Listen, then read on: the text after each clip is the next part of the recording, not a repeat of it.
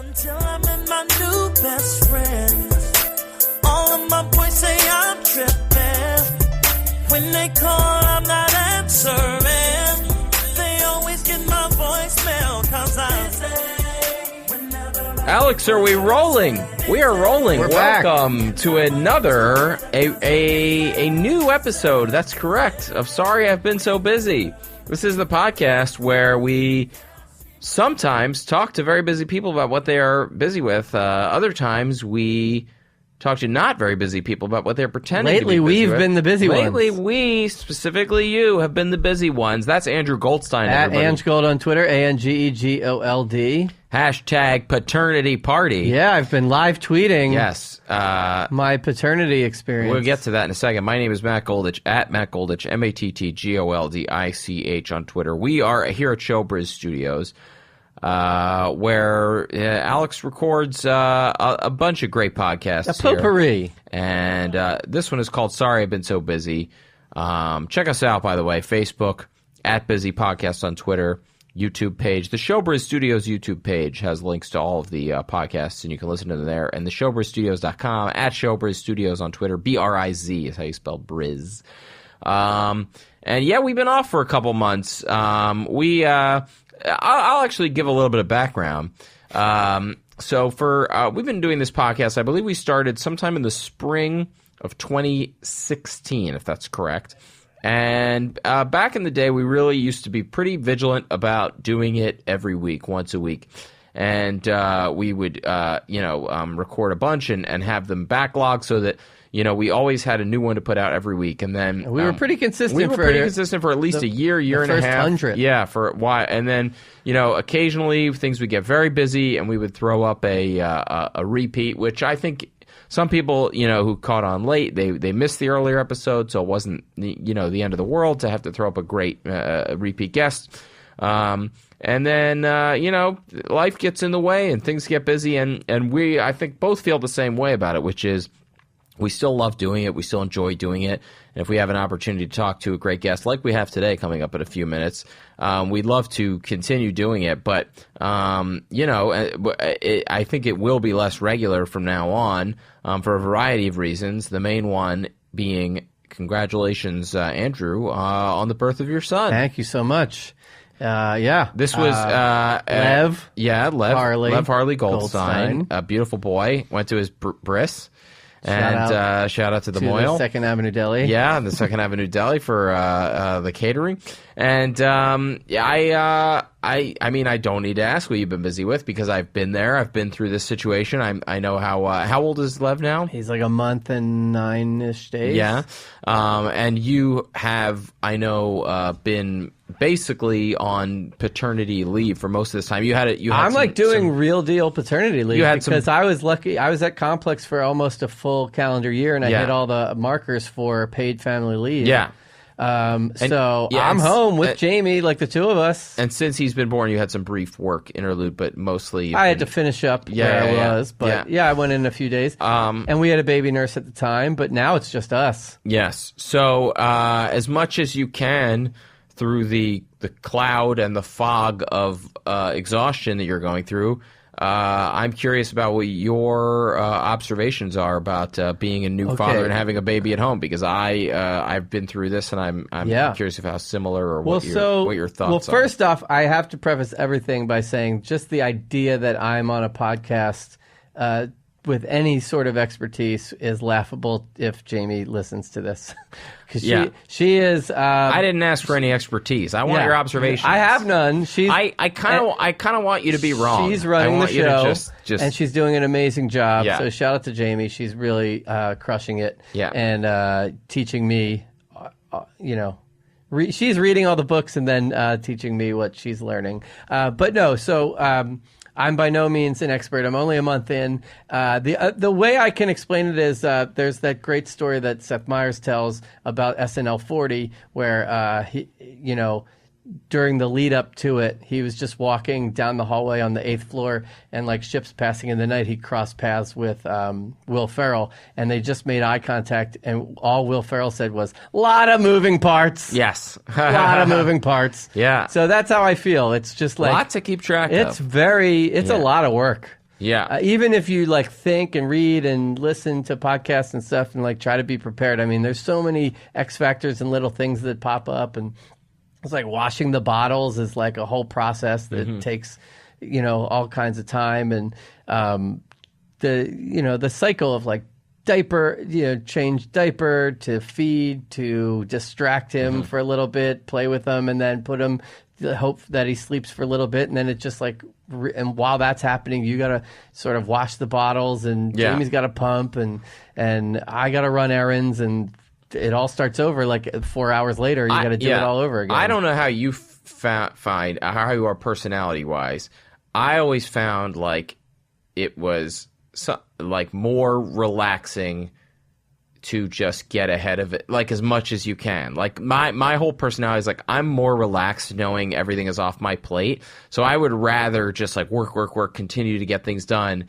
And then like, as opposed to like let things fester and like let the house get dirty or no. We're if you let tasks fall behind, it's worse than the stress of constantly doing. Well, that's the great part about neither of us working during at least these 2 months where I'm home, because there is like basic. I mean, I haven't tweeted it yet, but I feel I've felt in a great way. I've basically my summation is like I'm basically Jamie's PA. Like, yes, I'm just and happy to be so. I just like her. I know her coffee order. There's like the bagel place that we go to, like West Side Markets across the street from us. So I'm like whatever groceries we need. If I'm in charge of Dusty, so I'm doing the walks, right, and that kind of stuff. And then whatever feedings that. We're working on that and schedule. That is so typical of like, I mean, I'm sure not to stereotype this would usually be the father, but someone falls into this role of like, it's one of those things where the thing that you used to be too lazy to do is now the easier option, where someone's like you would sit on your couch and someone would be like, can you go to CVS and get this and this and this? And you'd be like, oh, I have to do all that. Now it's like your choice is either change a diaper and feed a baby or go to CVS and get this, and this. You're like, done. And then just like, that's like your 15-minute vacation from like the craziness. I can put a podcast on for like 10 minutes. Exactly. But, one of the bigger things, it was like a big step for me, but it's not a big thing that like really helped me just feel good about the whole diaper changing thing. Like the first few when you're doing it and he's screaming his head off. Yeah. Because of the crying, you feel like you have to rush through it. Yes. But then you get to a point where you're like, oh, I don't have to rush. Yeah. I can take my time changing him and do everything I need to do, even though he's crying, because it's not urgent. Yeah. Like you need to like lose that. You need to like break that or develop that callus to the crying, so you don't think every cry is this like urgent call for help. It's just like, oh, my legs are exposed. Like, I'm going to cry now. Yeah, at a high pitch. Because like before you had a kid, you might see someone like letting their kid cry and be like, that person's a monster. But you realize like, no, it's just like that's part of the move. Yeah, and and the other big thing is like. On TV, like they never cover the post having the baby. Like everything's always the lead up, the labor, the running to the hospital with the bag and this, and then they never cover and a lot of it is taking care of yours. A lot of it is taking, is like is supporting the person who just did that and their recovery, and that's why like baby nurses are a thing, because they take care of the baby while like you and so that's like a part that like never gets talked about. Yeah. That luckily we're sort of getting past now, and it's really just baby time. And you're so early on in the process that like, I mean, you hate to say this, but like until a certain point, there's really like no like reward. You know what I mean? Like you're just keeping the baby alive. Like, I mean, if I yawn, I feel bad because there's no. I'll never not be as tired as I'll never be as tired as Jamie is. Yeah. So I just try to not complain about anything. Yeah. And and the only what's working for me is just to have an outlet, which is like I decided to just live tweet being home for 2 months. Yeah. And so I, as cheesy and like 2018 like trite as it is, start a hashtag. Yeah. And like anytime something's funny or like I think it's funny or like a dumb observation, I just like compose a tweet around it. Yeah. And people, I think, they're not.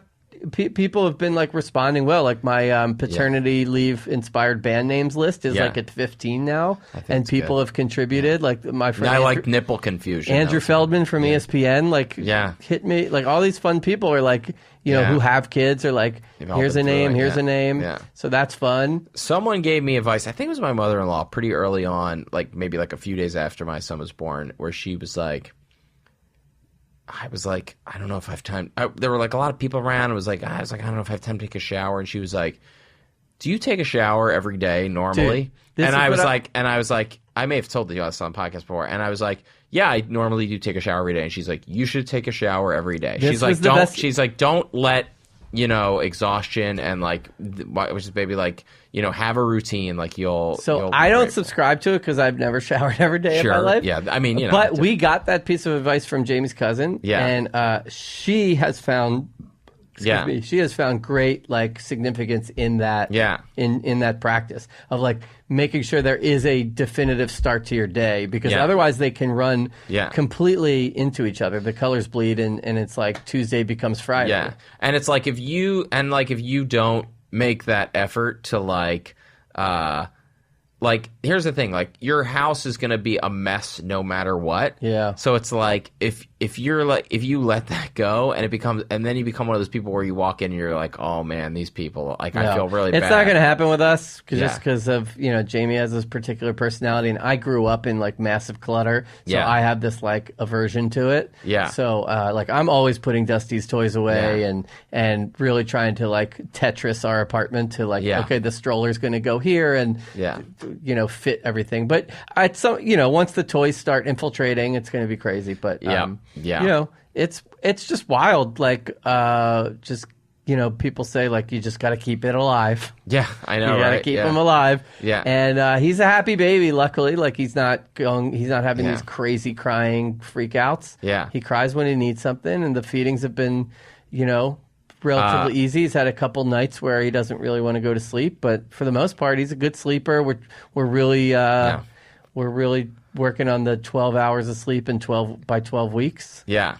I think I may have told you this early on, but like when Robin would say, check if he's asleep, what she really meant early on was check if he's alive. Yeah, exactly. And then you get good at like listening for breaths, like be like, all right, he's alive. Yeah, and we've had like little milestones, like okay, we're gonna Bjorn for the first time. We'll go to the post office. Yeah. So we did that, and like yesterday we went out to like we don't have stamps.com to have our first go in a restaurant and sit with him. Yeah. But the place we wanted to go for breakfast was closed for like routine maintenance, so we just walked to the bagel place. Yeah. And so we haven't done a restaurant yet with him, like in the stroller in the Bjorn, but it's just like you have to like make it fun, like little milestones. Like we went on the bus and that was like a big deal. Yeah. And he just sleeps if he's in the Bjorn. His first time on the bus. His first time on the bus. He's happy. If someone asks him, have you been on the bus? He's watched a couple really frustrating Eagles games with me. Yep. Yeah. And it's so funny. He had the same thing where we tried not to do screens very much early on because, like, although actually, no, for the first like 3-4 months, they have no idea what's going on. And then, like, because I would wake up and I would do the midnight feedings and I would watch like Sports Center. And then the first time I saw him, like, head turn towards the TV and like not look away, I was like, all right, no more TV. Like, that's it. Cause, he's starting to, the first few weeks, like, he doesn't even react to like loud noises. Yeah. Because like Dusty barking and sirens outside. But now he's like alert and he's reactive to if something falls on the floor and makes a noise, like a buzzer buzzing.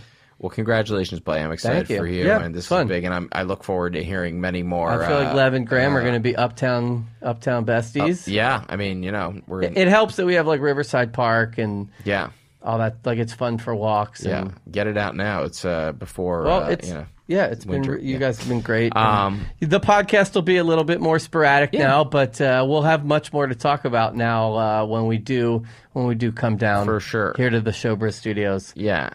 And thanks for your patience, everybody. Yeah, and we hope I think people have this in their feeds, hopefully, where they automatically see the new one and they'll be excited. Check out, I'm going to keep tweeting, so at Anchgold on Twitter, as you guys know, and the hashtag is Paternity Party. And I haven't tweeted in a minute, but I have a few in my brain. And meanwhile, we came back with a very good guest that I'm excited about. I'm so excited about our guest. He's been a very, dare I say, bit of a mentor. Great. So stay tuned and we'll be right back with him. For you, the listeners of Sorry I've Been So Busy, Casper is offering $50 towards any mattress purchase at Casper.com. This is something we talk about all the time on the podcast. Everybody's so busy. They don't get enough sleep. Their sleep is interrupted. They got their phone by the bed. They're checking it in the middle of the night. We're not going to change any of these things, so why not get a better sleep on a better mattress from Casper.com? To receive $50 towards any mattress purchase, go to CasperTrial.com/SIBSB. Again, that's CasperTrial.com/SIBSB for $50 towards any mattress purchase. And we're back with our guest. Andrew, why don't you go ahead and introduce our guest for today? Very excited to have him. I'm so excited to have this guy. He's been on my list of guests that optimal guests for a long time. You're just saying that. Finally got him. No, he has. I've been on all the emails. It's true. We have the Google Doc. He is somebody that's been very kind to me in my career, and he runs Birdbrain Productions and the Birdbrain comedy shows all over New York City. Ryan Ling, the mastermind. I don't know what I'm a mastermind of. The legend. Well, you have a very, certainly a mastermind of beards. We can say that, I think, unequivocally. Fantastic beard. Great beard. But I will say, in terms of comedy in New York and guests on the podcast, I mean, so many who have been on the podcast and guys that we kind of came up with have all done a tour of duty. Some longer than others at Birdbrain. I mean, John Friedman, longtime Birdbrain collaborator, Stuckey, Murray, Hales. Well, not to mention those guys. Not to mention all Derek Gaines, they on camera, absolutely guy code, girl code, Derek universe. Gaines, Annie Letterman. We've had Jared Freed, Jordan Carlos. We've had all these people on the show. You know, Nimesh Patel. I mean, so Jamie Lee we had on the show. Jamie Lee. Yeah. For your hands are all over it, man. Yeah. No, it's been fun. It's been just a fun few years. 6 years, I guess. 7. Has it only been 6 or 7 years since the first? What was the first one? It was Guy Code. Yeah, 2011. What's the 90-second story on how you went from? Because you were an editor, right? I was everything. I was working prior to comedy. I still consider myself a comedy outsider because for probably the first 12 years of my career was all MTV True Life. Anyway, I could pay the bills, edit, produce, shoot. True Life, whatever. I Want Calf Implants. Yeah, everything. Was the best episode. It's so funny because I'm I want to go back, but I'm, I mean, we've all done this. We both are comedy people, but it's when you're freelancing and you're looking for work. I did writing teleprompter for the Teen Mom After Show or something. I've done that stuff where it's So I mean, I've worked on all of it. But so go ahead. Sorry. What was the question again? It's just the quick 90-second version of how you ended up making this juggernaut universe. Yeah, of course. So I was a freelance producer predominantly, and I was really focused on high intense situations. So for 2 years, I did a drug addiction series for MTV, and I was following around teenage drug addicts all across the country. Wow. Heavy. And then got what burned kind out of drugs? Heroin, meth, coke. This was coke and heroin kind of together. pre-opioid epidemic. Oh, yeah. And it was the good old days. Yeah. It was MTV's version of Intervention. Yeah. Right. And super intense. And then that job wrapped. Paul Ritchie from MTVU, he was a good friend, and one of my first bosses was like, "Hey, we're doing a docu-series on this deaf college in Washington, D.C. called Gallaudet University. Oh, yeah. It's 3,000 various versions of, They have a football team. It's right? It's incredible. Everything, cheerleading, volleyball. Yeah. It's incredible. So I was doing that, and then right at that time, this is way more than 90 seconds, apologize. That's all right. No. I'm a bad editor. He was like, "Hey, we're doing development for MTV2. You have a lot of ideas. We want young male comedy." So I had a buddy staying with me from Orlando, Florida. He moved up here. He was on my couch. He was a good friend, but a bad roommate. And he was kind of the inception of Guy Code because he was like terrible at dating, terrible being a roommate, a bad friend at that point, just like got on my nerves. And I was just writing. I was like, there should be a show called The Rules, and it would give guys the rules. And Patrick Hosmer designed logos for me, and I had this like rinky-dink little deck. Shout out to Patrick Hosmer. He's the beast. Best. He's the best. Pitched that to Paul Ritchie. He's like, this is fun. Let's give it a shot. So did a deal. First week of development, Darren Byrne was like, we should call this Guy Code. And he like showed a clip from Jersey Shore of like somebody screaming about the code, Guy Code. And this was like in the peak of Jersey Shore. Oh yeah. And that was it. I mean, it's amazing. I knew one person in comedy, Andy Stuckey, because we had worked on a project together, and I was like, not even Murray. You only knew half of the. I only knew Stuckey. I had seen them perform once. Yeah, and I was like, well, it's mostly Stuckey. Murray is really along for the ride. All these years. He's really freeloading. Yeah, to this day, Stuckey's the brains. Yeah. Let's be honest. Yeah. But yeah, that was, and I loved working with Stuckey, so I met with him in Brooklyn. I was like, hey, do you want to direct this thing? And then I insisted that Hosmer do the artwork for it because he was a good friend.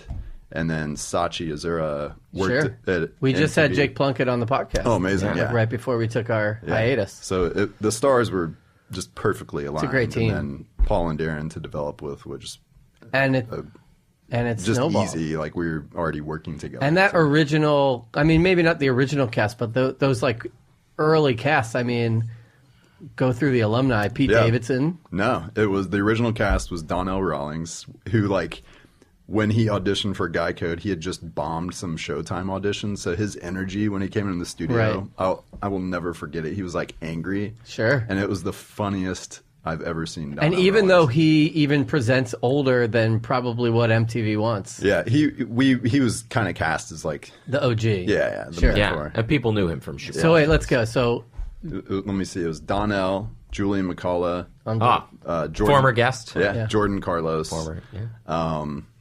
I don't think Chris was in the mix at that point. Andrew Schultz. Sure. He was an OG. Charlemagne and Duvall, but right, because they had been trying to do stuff with Charlemagne and Duvall for a long time. Yeah, and Duvall just skipped the interview, so we had Charlemagne by himself. Right. And he was so taken back by Stuckey's energy, because Stuckey's just like nonstop potty humor. Yeah. And Charlemagne just never cracks. Yeah. He never cracked a smile. John Gabris. Oh, the best. Original, yeah. Just had me in tears. Who am I forgetting? I feel like there's somebody. Well, Damian Lemon, of course. Sure. Yeah. I mean, everybody, like, it's a murderer's row. And then you go on, you have Pete Davidson. Yeah. You have Aquafina, who is now, like, a huge A-list celebrity. Yeah. It's wild. I had another Nicole one. Nicole Byer, of course. Nicole Byer nailed it. Yep. Phoebe Robinson, she was in yeah. the kind of the brainstorming sessions for the first couple seasons of Girl Code, and was amazing to work with. And yeah, and then you talk about who was behind, who was like in those writers' rooms. It was, you know, Hales and John Friedman and, you know, Stuckey and it was just, those were good times. And so like that's how I met you, was being brought in by Stuckey into what he would do is like the summer before the next season, we would just do these writers. We would just be in 3 weeks of like just intense writers' room, coming up with, you know, beating out topics for Guy Code. Mm-hmm. Yeah, it was so much fun. Yeah, and we go to these like epic lunches. Yeah, so much fun. And like Stuckey would hire like you love epic lunches. I'm a big lunch guy. If you ever work with me, you know lunch is a big deal. Yeah, we'd bring in like caricature artists. That was more in the middle of the season, just to like mix it up. It was the best crew to work on. And to work with. It's obviously like very hard to like cut through like the clutter. You know, it's like it's even harder now, but it was hard certainly in like, I mean, we're not talking about that long ago, 6-7 years ago, but just like have a show that like breaks through. But like it definitely did. Well, it's hard enough to like get a deal and like maybe get a pilot made, but then to get a show that ends up being really relevant and really like you know, I hate the term, but like in the zeitgeist, like Guy Code was everywhere. You had like an Urban Outfitters book. Yeah. Book, T-shirts. Like book, T-shirts, all that like iconography. Yeah. Iconography? Iconography. Yeah. No, it was great. It was a good time. And then obviously the spin-offs to Girl Code, and I'm sure everybody pitched you like, baby code and Yeah, old man code. Yeah, everybody's like, "What's the code for animals?" Right, animal code. Don't get eaten. My outsider perspective, and I might be totally wrong, is that Girl Code, which was the spinoff, got even bigger than Guy Code. Yeah, absolutely. I mean, MTV is in 20 more million households than MTV2. People don't realize that. Oh, I see. So it was MTV. Yeah. And it was just like, I mean, the distribution alone was much larger.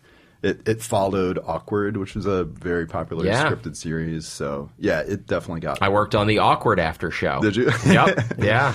And I feel like Girl Code was perfect timing because Bridesmaids had just blown up. Yes. It was, I mean, Bridesmaids did so much for female Absolutely. comedy. You know? I was the third one I was gonna say is Charlemagne, who you already brought up, but like he's I mean, just this week he switched seats with Colbert and was like in the desk. Yeah, it's at incredible. the desk on the Late Show, interviewing Colbert. Yeah. And like Colbert throwing to commercial because he was laughing too hard. Like you know, like the come up of these people that all were just like talking about the Guy Code to taking a piss next to somebody. Yeah. It's so cool. I mean, Charlemagne has always been the smartest man in the room. Yeah. So it's really cool to see his just rise. He is the god. Yeah. It's such a weird thing to think about, like, you know, when somebody blows up on a show and then they get big, it's like, would that person have made it eventually anyway, just because they're so amazing or so talented, or was this, like, the right moment, right? It's such a crazy Yeah, thing. it's hard to say. I mean, I think so. But, you know, it's just nice to be kind of, like, in their ecosystem. Yeah. So, but, yeah, I mean, you never know because, like, I could not pitch... If I were to pitch Guy Code right now, it would be a quick pass. Why not? Why? Just because I think the state of television, you know, it's anything you pitch a TV network has to market itself. So you can't bring in like, I want to do a show with 12 unnamed, like, you know, up and coming kind of New York centric comedians giving advice to, you know, youth. So it's essentially so because like without the talent or without like saying these are the comedians and like these are why they're funny and like you know, now everything kind of has to have a package of existing intellectual property or like a big name, you know, marketable comedian. So I don't know, it was just the perfect timing and so much. It was like pre-Me Too, so like you could get away with some of the stuff Schultz was saying and some of the stuff Charlemagne and Duvall were saying. Yeah, I don't know. I really, of course, like the personality. Not that it was ever like crazy offensive, but I'm just saying like some of the, you know, some of the shit humor and dating stuff. It was definitely, it had an edginess to it. I think we were very conscious of, you know, we didn't want to be four bros. We wanted to represent like everybody. Yeah. So, but yeah, I mean, Schultz pushes the envelope that is his comedy. So, this is an aside, but I was listening to Jonah Hill on Fresh Air, and at the very end of the interview, Terry... You're officially a dad now, by the way. But go ahead. Exactly. Yeah. Terry Gross brings up the scene in Superbad where Jonah Hill, and she played the audio, and it's the scene where Jonah Hill's like, tonight is the night, and they're gonna every girl in our grade is gonna like make a mistake tonight, and I want to be that mistake. Yeah. And then out of that clip, she's like, "What do you think about that scene now?" Yeah. And he's like, "I'm like horrified by it. Oh. I'm completely horrified by like," and so it's just like that, like. But that was a hilarious joke at the time. And not like, that... I can be that mistake. That was probably in the trailer. I mean, and 40-year-old version, they have that whole scene of like, this is how I know you're gay, this is how I know you're gay. And it's like, you could not do that now. Yeah. And that's not that long ago. And I remember that movie being hilarious. You know, it's like, it's so that was crazy. a scene that probably people were dying in the aisles for. And I think the I can be that mistake was probably either on the poster or in the trailer. So that's all I was saying is like, it's a minefield. Shifting, now. Yeah. Which I agree with a lot of it and disagree with some of the like sensitivity. That's maybe the wrong thing to say, but you know, I think my point is I think people are looking to get outraged. Yeah. About well, fake outrage is a huge epidemic. So did anybody come through the audition process who was a big name at the time? Like at some point were they like throwing you comedians because there was some early success, and so they're like, "Here's Aziz." No,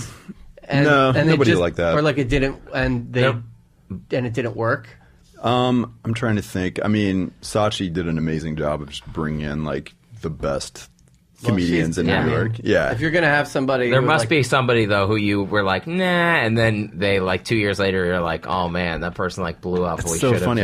There's got to be somebody. Yeah. I mean, when we were doing Girl Code, we were putting the cast together, and we went out to Amy Schumer, and they're like, oh, she'd love to, but she actually has her own Comedy Central show that just got greenlit. Otherwise, we'd totally. And you're like, there. that'll never go. That's not gonna do anything. That's gonna fail. One season and canceled. Yeah. I was when you were starting, like shooting the first season, the first green screens.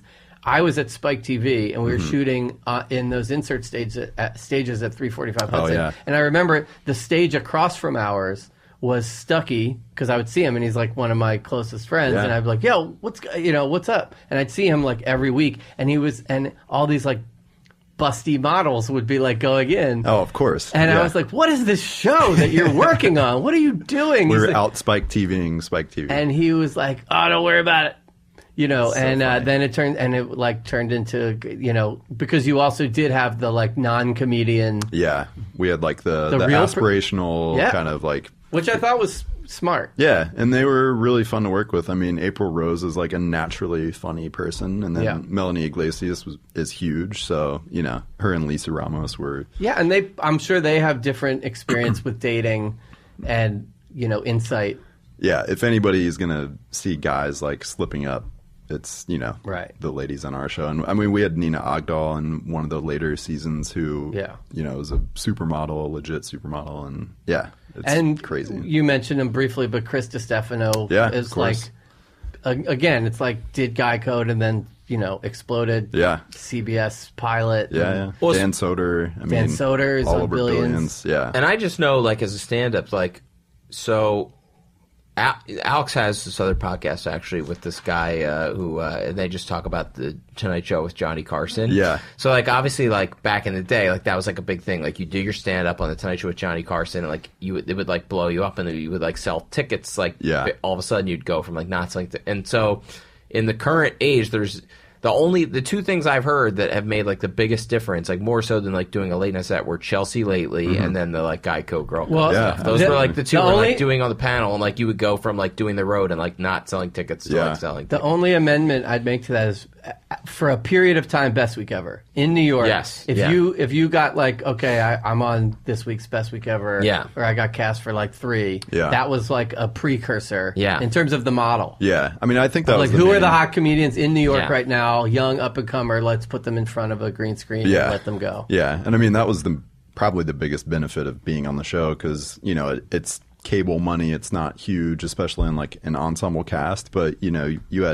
we didn't even mention Carly Aquilino. She was on TV 10 months into her stand-up career. I know. And then because of, her popularity on the show, now she's touring the nation. Jessie Mae Peluso. Jessie Mae Nicole just on the road making great money. It's people like seeing your face and name together. Yeah. That's like why like the person, the most famous person on SNL is the Weekend Update person, because that's the person who says, "Good evening, I'm," and then they say their name. And then it's like, people, and you're just like, and especially with like MTV, I mean, they rerun it so much, it's like you're in people's lives. Yeah. Like you're like basically background to like people's like everyday. Definitely. And I mean, I think fandom is in a unique place and culturally now, so like people want to really latch on to their favorite personalities. Podcasts make people very accessible. Yeah. But I remember I did I wrote Instagram, all that stuff. I wrote absolutely. I wrote Guy Code Honors, which was like the Guy Code hosting like an award show at Comic-Con.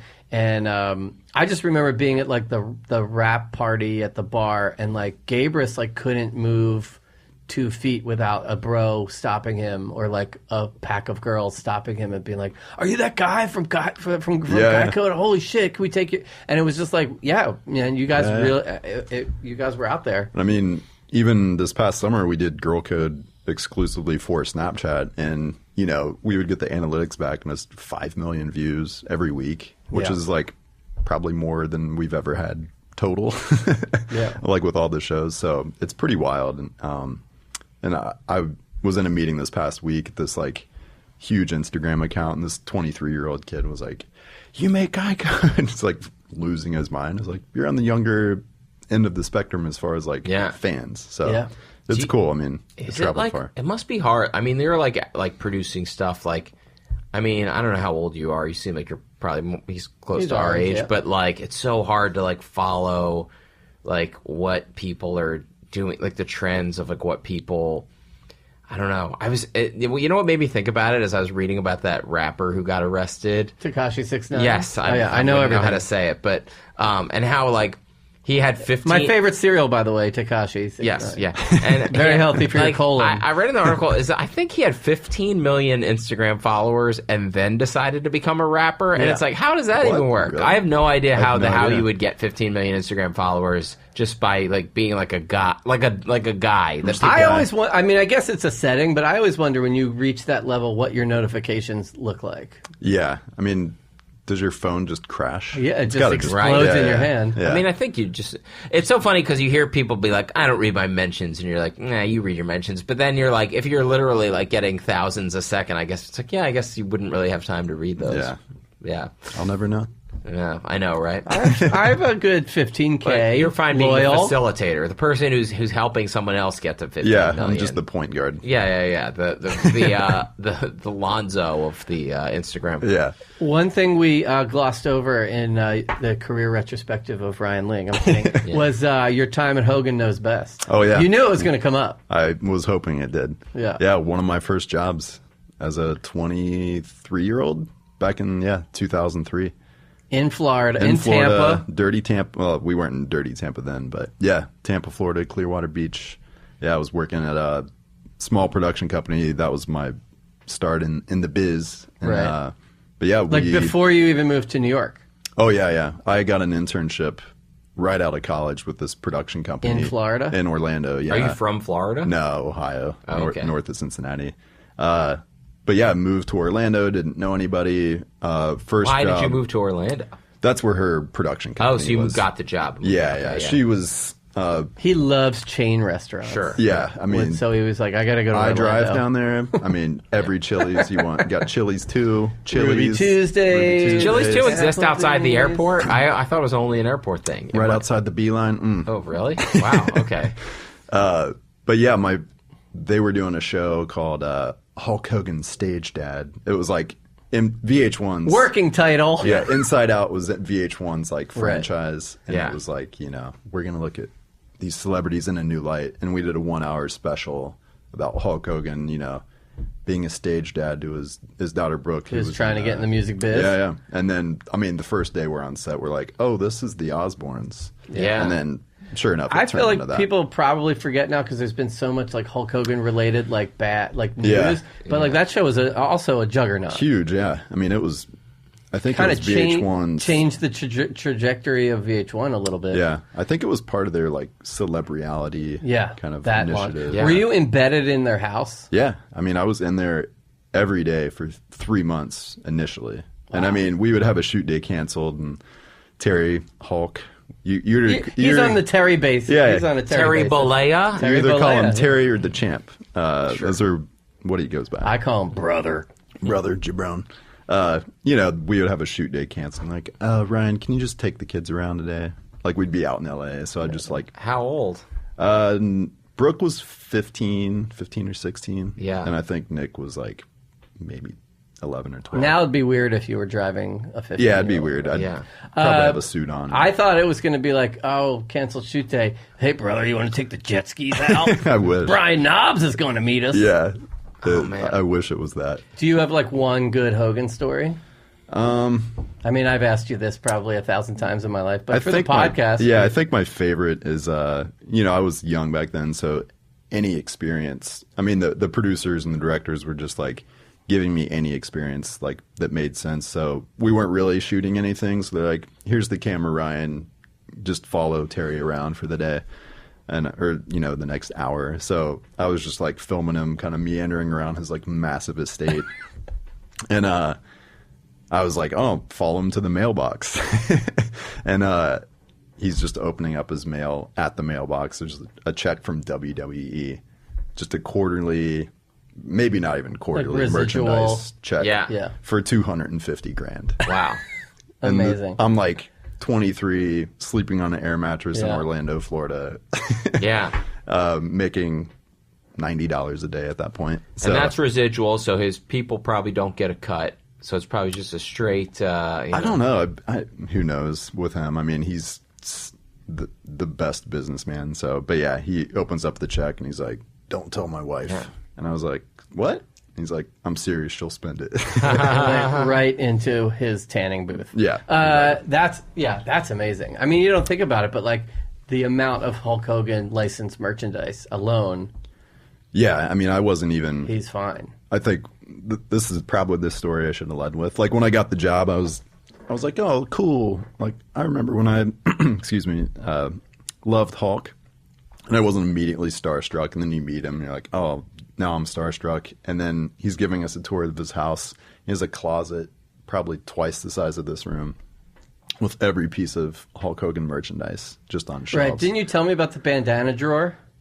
I don't know if I did Or or like not. he's just got like hundreds and hundreds of bandanas. I don't know. I don't Somebody know. If I told me saw about it. that, but yeah. But yeah, walking into like a room full of Well, Hulk now- Hogan stuff. You know lots of people who could have seen Hulk Yeah, Hogan. I know, yeah, but yeah. now he has the like Hulk Hogan's beach shop like Oh, all yeah, over yeah. Florida, Yeah. and all I want to do is go to one. Nah, he was the best. He was really fun. Am I crazy? We got to get him on the pod. Yeah, let's get Hulk on the pod. Yeah. Am I crazy? Is there like, am I out of the loop, or like, is there no new like what's like the new like Jersey Shore Kardashians, like Osbournes? Like, has there been like a big hit like reality show like in the last like, few Floribama? years? Jersey Shore again. I guess so. Like that's the thing. It's Well, all that's reboots, what- that's right? what they're It's just doing, like, is yeah. rebooting There's everything. no like they haven't created any new No. like Kardashian level stars. Like I would love Oh wait, to do Alex that, has one. What is it? Yeah, but that's been on for forever, old, right? For like some yeah. for older people. Yeah. I think zeitgeist wise, it is just Yeah. like Kardashian everything. Right? I guess so, but Yeah. even that seems a little like over. Chris Lee knows best. I guess I don't know. I mean, Yeah. Do people like the Chris Lee that's family? every producer's dream is to Right. find that next.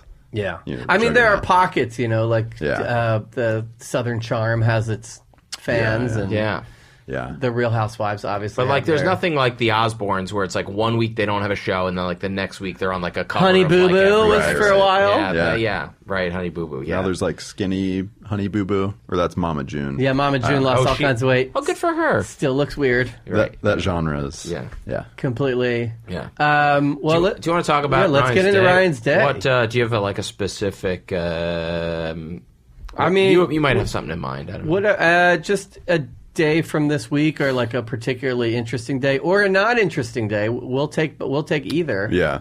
Like how, like from start to finish. Start to finish. yeah. Like, deep where wanna do you? go? We like to go deep, and then we'll get into the minutia. Yeah. So everything nerd you out. As think many is quirky interesting things as is the you do opposite of during what the we day. think is interesting. Yeah. But so like what? Like you want to pick whatever was there a day this day. week that's something semi. I think every day I have a pretty regimented That's why I wanted routine. Ryan on. Okay, you want Yeah. to you want to do yesterday just as an example, or let's do to- yesterday. Okay. When'd you Yesterday's wake- a good Let's day. start. When did you wake up? So I try to wake up at 5:30 or 6 a.m. Alarm? Yep, alarm, What are we talking about? Clock, phone, phone. double. I do phone, airplane mode, alarm every night. Good What for is- you, airplane mode. I should do What that. is that? What does that buy you? It means no notifications during the night. Or like waves the roasting o- your brain. So the only thing that will happen on your phone that could possibly wake you up is your alarm. Yeah, Got it. correct. Okay. Continue. Do you think waves roast your brain? Is that what it is? You think- There's a theory that all the like signals going to your phone are Yeah. also disturb your sleep. So because I do turn my phone upside down during the night. That's Yeah, my yeah, way of like yeah. handling, so the light doesn't That's thing or the whatever. analog way. But I have you're like a shady boyfriend on a date. Yes, Like, exactly. I'm Yeah, gonna yeah, flip yeah. this Yeah.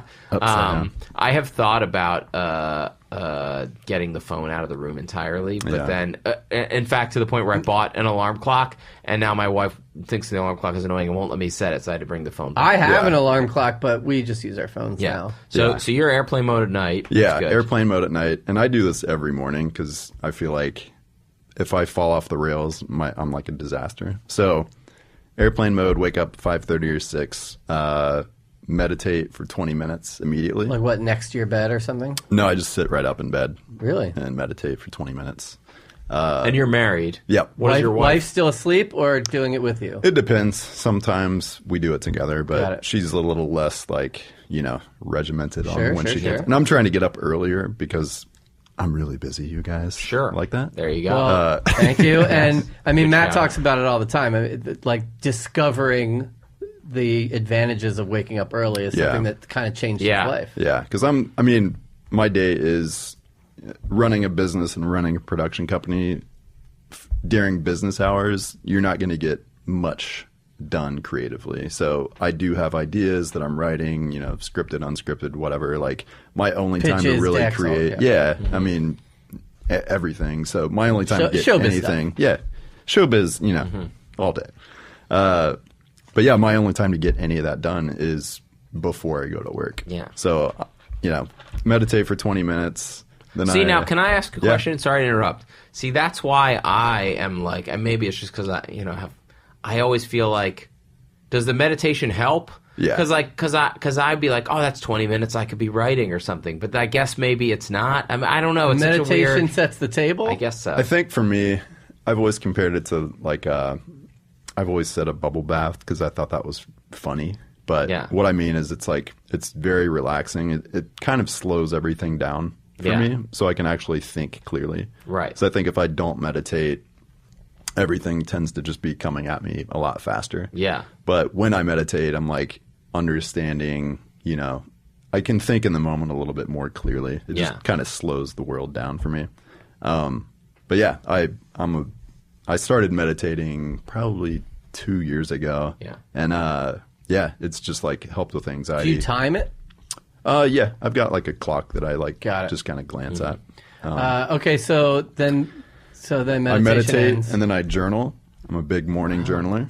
5-minute journal, pretty amazing. It's like a little nerdy gratitude practice that I love. I was going to say, are you just stream of consciousness? Because there's that, what's Morning Yeah. pages. Morning pages. I tried that technique? and I really like that, but that you really got to carve out like an hour Yeah. for that. And I want to, I do the 5-minute journal, read the Daily Stoic, huge Ryan Holiday fan, like everything he writes, I love. Wow. And then, I'm going deep. No, that's Oh, good. This is awesome. So then I do this. I'm like very embarrassed right now. I do this like lemon detox drink. Yeah. Half a lemon, apple cider vinegar. I need to do this. Boil water. Do that, and then I love cooking breakfast. I mean, I have like a 2-hour lead up before I'm like ready to do anything. Yeah. The mixture. Yeah. That's for like digestive health. Yeah, like I think it's supposed to like detox your kidneys and liver. Yeah. And it really just gets like your body kind of moving. I feel like it kind of gives me a little jolt like coffee almost. Yeah. But yeah, and it's A jolt out your butt. yeah. Yeah. No. more Well, because I'm Matt has some digestive issues. My metabolism just came to a screeching halt, and so like Metamucil I was big on for a Yeah, long yeah. time, and then Jamie was making me smoothies, which really helped. Yeah. But I've always been curious with that. It's great. I mean, yeah, and I love to exercise too. Like this is a morning that I don't go to the gym. I go to the gym 2 days a week at 7:30 in the morning. What are your days? Tuesday, Thursday. Back and buys, Yep. chest and tries. Exactly. Nailed it. What do you bench? Everything. What kind of breakfasts you making? I love making breakfast, so I do 3 eggs I don't for know this myself. about you. Yeah, I cook breakfast every morning for Lindsay and I. 3 eggs for me, 2 eggs for her. Do a little saute some spinach. Different styles, so sunny side up, scramble. No, I just fry them, put a little Fried bit of it. water in there, That's pop hot. the top on, it steams them. You don't have to flip them. But yeah, do eggs, spinach. If we have an avocado that's ready for the cutting, Yeah. half an avocado. Yeah, and That's then amazing. then I'm ready Very to similar actually to like mine. write Coffee? and create. Yeah, I drink way. I think I drink too much Matt's a coffee, big but it's coffee not guy, like so, the most coffee. I was ever. waiting for you to be like, first I drink a lemon water, a hot lemon water with apple cider, and then and then 6 cups of coffee. Or One just like, pot of coffee. That's like the equivalent of like I meditate for 20 minutes and then I scroll through Twitter for 3 hours. Exactly. Yeah. No, I like to do like a cup of coffee or Yeah. two. after 2, like before. I probably don't do Home-brewed this. French Yeah. press. I like the French press, but I hate the cleanup, so I've been doing the Chemex. Matt, French press. Yeah. That's me. what's the Chemex? It sounds like a It's like a Sibian little sex like swing. Yeah, it is. It can be used for that. It's a simi. It is it's like a home pour over thing. Got it. You have like this shitty little paper filter. I'm not a coffee It's guy. cool. So then love you how do you get to you go to work? You go to Yeah, the office? walk down Nostrand Avenue. Let's take it to the A train. It always makes me laugh because one of Kramer's pseudonyms was Dr. Van Nostrand. yeah. So whenever I see Hilarious. it, Yeah. it gives me a little Seinfeld. Yeah, it's Jolt. you walk down Nostrand, a little dose of realness in the morning. Jump on the train. Say and, what yeah. up to the Orthodox Jews. Yeah, Subway. Nah, it's not quite that. You're not. that- Yeah. You're not. Yeah. Podcast on the subway, music. What do you? Mostly podcasts, Yeah. but been reading. I've been trying to take breaks from things this Yeah. week. So this week I took a break from the news. No idea what's going on, and just been reading on the train. I mean, I have a lot going on, but I haven't even told Jamie this, but I'm mentally trying to take a break from using the word literally. I'm stopping myself. How's it going? I'm literally having a trouble with it. No, I'm just trying because I just feel like so many people use it incorrectly and use it as a verbal crutch now. Yeah. I'm trying to take it out of my vocabulary. I started- I'm like- trying. There are better words. So I'm trying to find better words when I feel like I need to use it. Yeah, I was talking to Naomi this week, and Naomi Steinberg. Yeah, former guest Naomi, of the pod. shout out. Was talking to her, like telling her some stupid story, and I was using the word literally before a metaphor I was making, which I was like, If you break I down- mean figuratively. If you break down sentences where people use it, it's It's the opposite of literally. It's so insane the Yeah, way yeah. I mean, They're people just using use it literally the opposite of how it's supposed to be. Yes. Wait, so when you are on the podcast, Yeah. what you listen to some stuff that I'm a big self-help guy. Yeah. As if my morning routine, you couldn't tell that. Yeah. No, I like, because I would come in a lot and recommend, like I'd be like, Gabrus did like a whole deep dive on the Guy Code years on his podcast. You Yeah, got to yeah. listen and be like, I'm so backed up. I got that, and you would rattle off all these podcasts I never heard of. Yeah. I love the Tim Ferriss show. What does he do? He interviews like the best people in their field. So this week, I haven't listened to it yet. He interviewed LeBron James, and LeBron James like personal trainer. Oh wow! But then he'll interview like Jamie Foxx. He'll interview like the guy that started Netflix. Just like crazy. Did he have Alex on? Alex is the best in his field of Best podcast podcast producer. yeah. I He think should it's have coming Alex. up. I Should think have it's Alex on. very Yeah. soon. It's in the hopper. But yeah, That's it's cool. good. What's the It's name of his podcast? Just the Tim Ferriss show. Wow. What's his background? Who do you know about this guy? I've heard of it, but I haven't listened. I think he's a Silicon Valley Got guy, it. but then he wrote the 4-Hour Work Week. And Yes. Okay, yeah, he's yeah, a pretty okay. prolific author. that What? way. What is like the day like as a head of a production company? Like, just I mean, both in terms of like what's the split of like what you're actually doing all day versus like, and also like, are you at a desk? Are you out and about meetings? Are you in your office? Like, what's your? I think all of that. I mean, Yeah. it really depends on the phase of production or where I'm at. When I'm in a series, we could have up to 8 edit suites going on at a time, and that's how the series that Andrew worked on was. We had tons of edits, but you would really, the showrunner would get the edits to a certain point, but then there will be periods of 4 hours where I'm just like watching episodes and giving notes. Yeah, and where I can he's either jumping from edit to edit, watching down. Yeah, giving feedback, or like if I'm, away from the office, I'll just watch on my computer and give notes, right there. So that gets pretty intense. But then I'm also in pitch meetings or, meeting, Talent talent meetings, all over the place. So it gets, by the time 6 or 7 rolls around, I'm like, oh, I didn't get anything done, and I have 3,200 emails in my inbox right now. Right, from like network executives and Yeah, everything. agents Yeah, and yeah. all So that stuff. But the good part about it is that every day is different. So you're like, it's like you never. It's hard to get bored because you're always doing different. Hard to get bored, and then you always feel like you're not doing enough. Because you're so what's the term? Because you limited with your time with emails. What's your email etiquette? Like, what are your email etiquette? I probably need better etiquette. What were you going to ask? No, are you like, there's the schools of thought, like, just get to the point, And no like pleasantries, nothing. You're just like one line? I don't really remember. I think I need better etiquette. Like if I'm emailing, like my agent or my lawyer, I'm like a little bit. I spend too much time on the catch up. Like, hey, how's it going? Hope you're. Whereas they're like, the email is the subject line. Yes, which is pretty hilarious. I'm trying to do that more because like it's email. You don't need to be too precious. Could you ... and then you have to open the email to see what they're asking. I kind of do that. Yeah. But I'm trying to answer emails just right away when I read them because right now I'll like read it. I'm like, I'll come back to that. And then I never get back to it. I've developed this whole personal system on Gmail with like the stars, like different colors. Oh, yeah. Whatever. It's not the best system. I don't have systems. It's not the best system. Just my lemon drink. I don't know if we've talked about this on the pod before, but the being in the edit, it's just the physical aspect of like, it's always a dark windowless room. Yeah.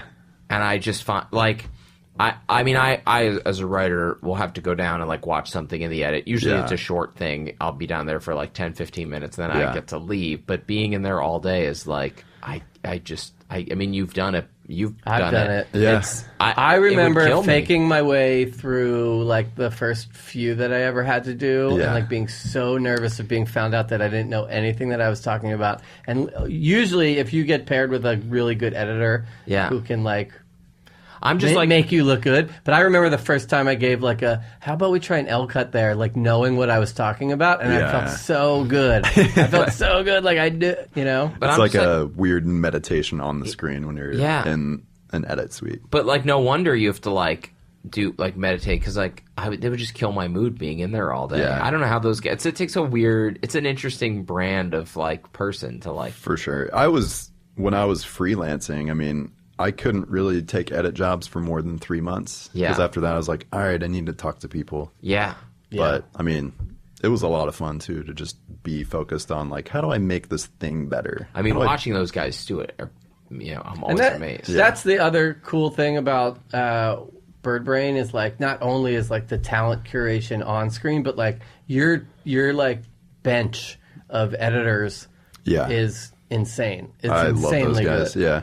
Every editor. And they're all so loyal, and they all, like, anytime you do a Birdbrain project, you're getting, like, this good It's just fun. lineup because I think to choose from. A good producer knows how to give a good edit note, and when you speak the same language, it just is more fun, and I think the product is better at that point. Yeah. Yeah.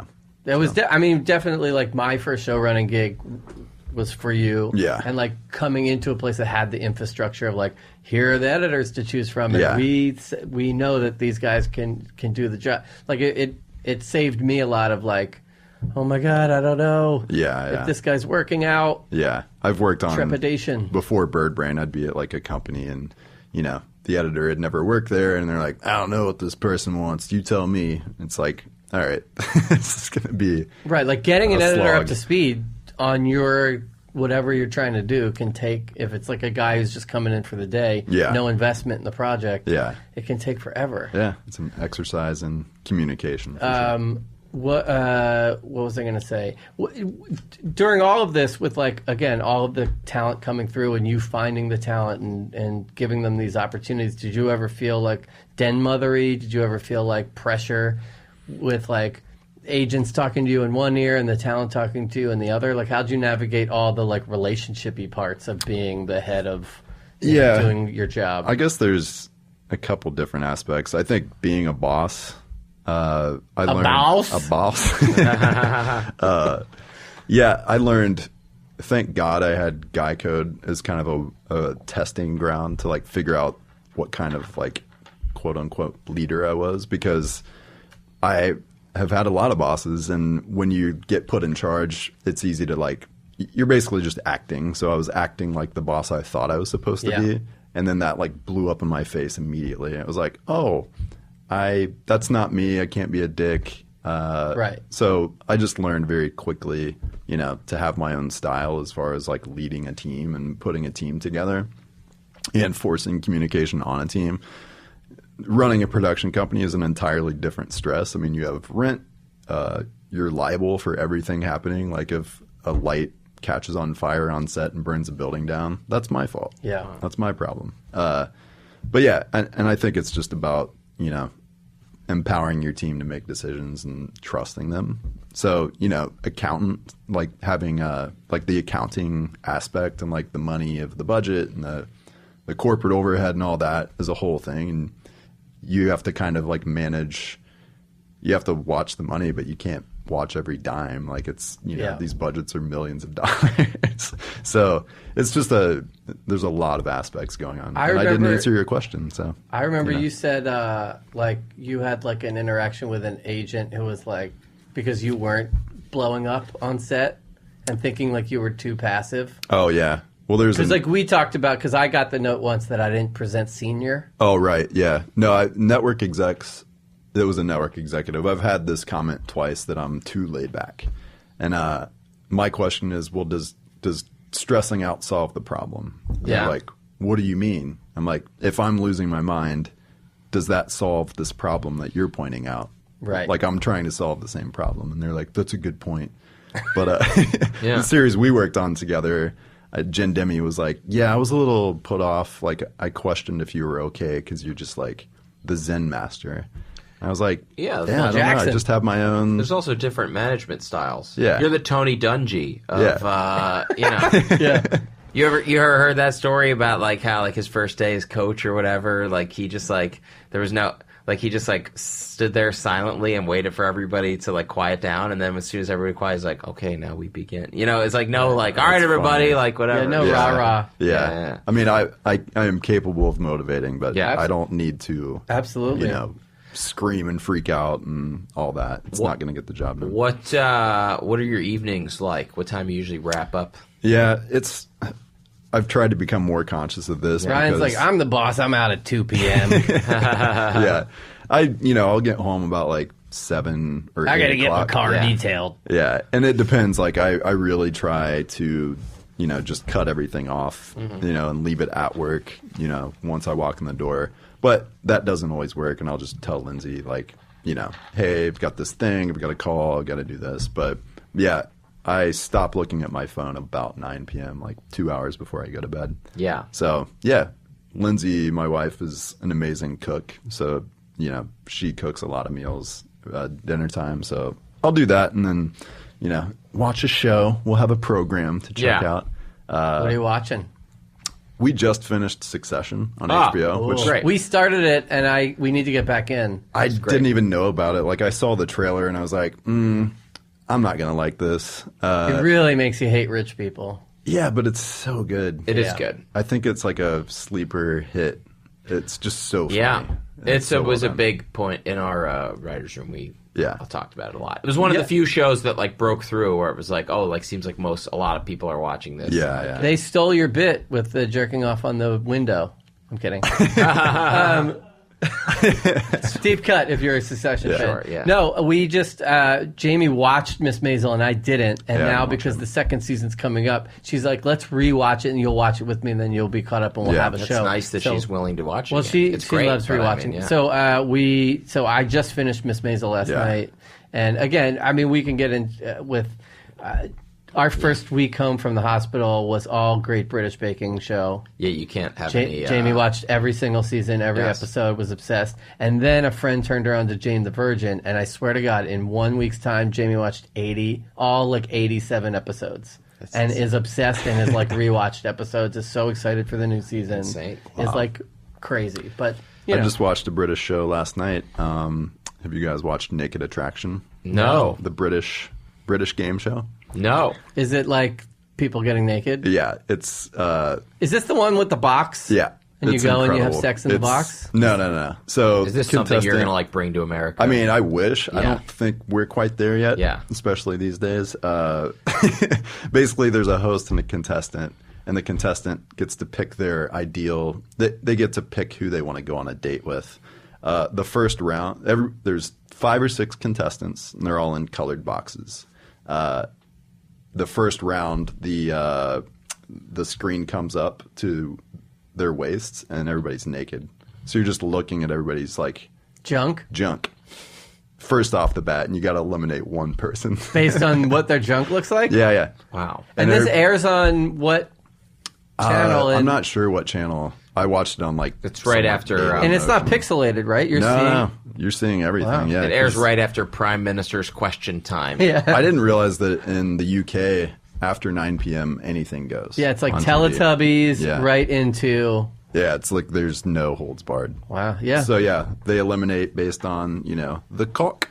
And then it goes up to like chest level, and they like critique It's the so torso. funny because with their accents, they're so prim and proper, but they're talking about like, well, her butt is... And they're like so judgmental, but very nice. Just like the Great Great British Baking, Yeah, which is the most relaxing show because Yeah. everyone's so positive and nice. Yeah, it is. It's a amazing. soothing show. Yeah, it's. I'm trying to remember, what was the pilot you did with it was people acting out. Oh, that was a series that never aired. Yeah. It was called Air Sex. Air Sex. Yeah. You see why it reminded me. Yeah, What was the absolutely. premise? It was a. There were these dudes that did it, right? Yeah, there's 2 comedians in New Orleans that like toured the country, and they would like go into a bar and have a sign-up sheet, and then you would sign up, and everybody was like wasted pretty much, from what I understand. And then you get 90 seconds to like have this air humping routine. It's like an air guitar competition, but like you have to like have this incredible air. You made a sex on series change. out of it? So I pitched this to MTV, partnered with the guys, pitched it to MTV, sold it in the room. They're like, we have to do this. Yeah. 5 episode. It was going to be like this big stunt. You showed me some, and it was hilarious. Yeah, so we shot it in Greenpoint. T-Pain was a judge. John Gabris was a judge. Rachel Feinstein. And we had all these, contestants. We flew them in from around the country. The casting process was incredible. It's like people self-submitting. People with like crazy, like no inhibitions in terms of Yeah. like being embarrassed on stage. But you take the stage as an alter ego. So, for instance, we had this young lady. Her stage name for this performance was Goldie Cox, and she was acting out the story of Goldilocks. But she would perform Why did this perform oral sex on the 3 bears to pick which was right. Why for did her. this never air?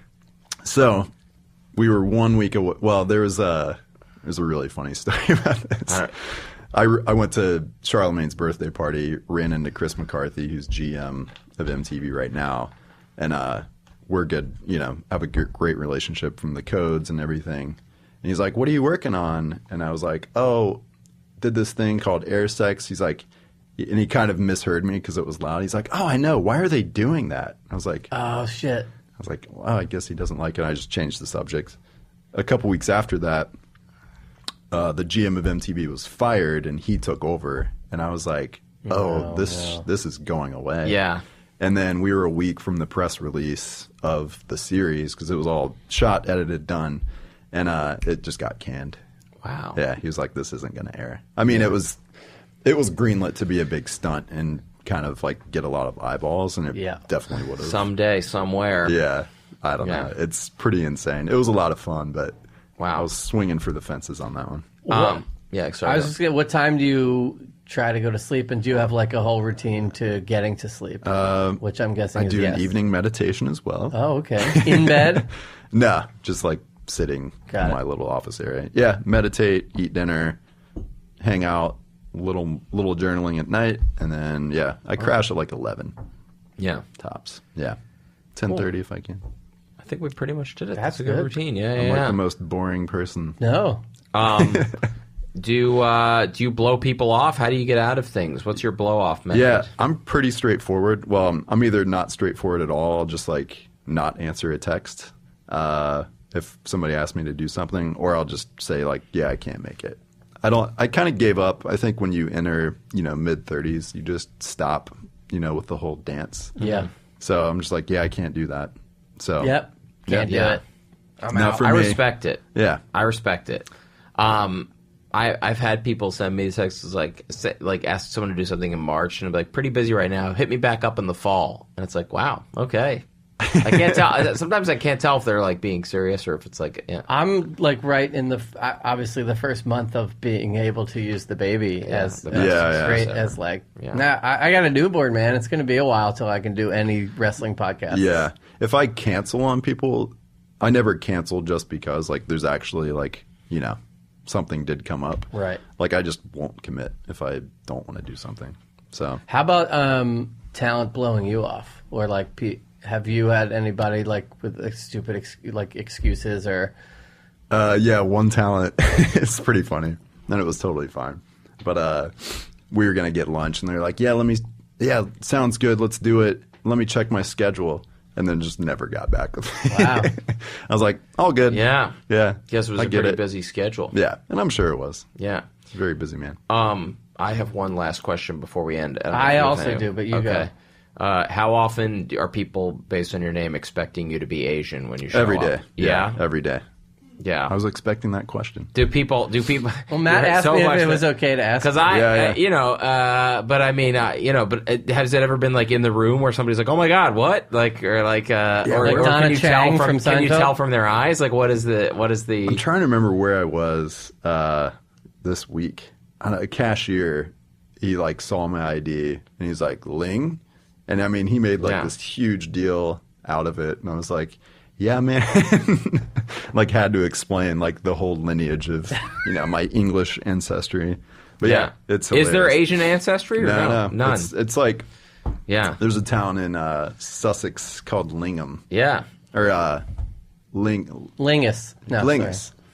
Oh, that's an amazing story. That actually answers your question. In college, I was in this film satire class, and this professor was like just like the old man on campus and like kind of terrifying. And first day of class, 200-person lecture hall, he's doing roll call, the only time. And he called my name, and I raised my hand, and he, like, stopped. He's like, Ling. I was like, yeah. He's like, do I need to tell you what the Shakespearean slang term for the female genitalia was? And, like, the whole class just looked at me. Straightens up. Yeah. And I was like, I think I got it. So apparently it was the slang term for... Yeah. Well, I told Matt lingus. on the subway, but a story I always tell when I was a page at SNL, sitting at the page desk right outside the studio. Yeah. Phone call comes in for Ken Among. Ken Among, long time like line producer there. He's been there like most of the seasons. Yeah. Everybody knows who he is, but I was the page. I didn't really know who he was, but the guy said, phone call for Ken Among, and I had to go find him, and I went. You found an Asian. I found this Asian guy on set. And I was like, "Are you Ken Among?" He's like, "No." Amazing. Classic. Awful. Yeah. My nickname all through college was right at the height of the Hot Boys track Bling Bling. Yeah. So nobody knew Nice. my name in college. My question was going to be, you have kind of branched out into doing live shows here in the city. Tell us about, I mean, it's so formal, but tell us about the Birdbrain comedy shows. Yeah. So, before I was busy, I used to go to comedy clubs, any chance I got. I lived in Manhattan. I would run around with Chris DiStefano or Schultz or Damian Lemon and just watch them, wherever they were doing stand up. And then I would meet a ton of other stand ups. But, once, Birdbrain became a thing, it's harder to do that. So I was like, I'm just going to, have a stand up show where, I can invite everybody I love or people that I've heard a lot about. So for the past close to 2 years now, we've been doing a monthly stand-up showcase. We just started at a new location, the Chelsea Music Hall. And yeah, it's once a month. And Right, you were in the Ace for a while. yeah, we're at the basement. Ace, and then Stucky and John Friedman connected me with the Chelsea Music Hall guys. And yeah, it's a beautiful venue. And you do these great posters. Yeah, we have the guys that I've worked with on the codes animate these like kind of Garbage Pail-esque type I've of seen them, posters. Yeah, they're a lot of fun. Alzo Slade hosts it. Alzo, one of my By the favorite way, human beings. Alzo was on my Vidiots, which I did with you, and Yeah. he's on like Vice News. Yeah, Alzo's the most interesting man We got to get him in on. the world, yeah. But he took a gig with Vice News Tonight on HBO, and I mean, he's a super smart dude, and he's always got... It just like kept popping up in my feed. I was like, "Go!" Yeah, I'm so sick. He for has him. an amazing story coming out on the hair unit It's out. for men. Yeah. Or at least the promos are out Yeah, about the it's hair incredible. unit. Yeah, yeah. Yeah. When's crazy. the next Birdbrain comedy show? We're looking at mid-January. Okay, We'll all probably right. lock in the date. Okay. But yeah, mid-January, Chelsea Music gonna Hall. come. We have like five or six comedians do 10 minutes. They're great shows, and obviously there's like a production value to it because of who's putting it on, and a lot of times you're videotaping it. Are you? I could see like the Birdbrain comedy showcase. Yeah, that is the goal. You've to get tried that to sell on, it? Yeah, on TV. okay. Haven't tried it yet, but that is the goal. I mean, That'd be great. Anything else you want to mention? Plug shows? No, just Social media? Yeah, we've got a show coming out on VH1. It's not announced yet, but maybe late December it could be coming out. It's kind of like shout it out when it's public knowledge. It's like a more VH1 version of Girl Code. A lot of sketch comedy in there as well. But yeah, a lot of things in development right now, and yeah, more Birdbrain comedy shows. Well, you've been great to me. You've been really amazing for my career, and I appreciate it. I'm psyched that we got you on. No, and thanks for having me. I want to try that the lemon cayenne pepper. Give me the ingredients off air. Yeah, lemon apple cider vinegar. This was really great. Thank you so much. Thank you Trevor. I guys. appreciate it. A lot of fun. Yeah, and stay, Stay busy, everybody. Call, I ain't answering. They only get my voicemail cause I'm busy. Whenever I get with her, say I'm busy. And I'm gonna hit you later cause I'm busy. Busy with her.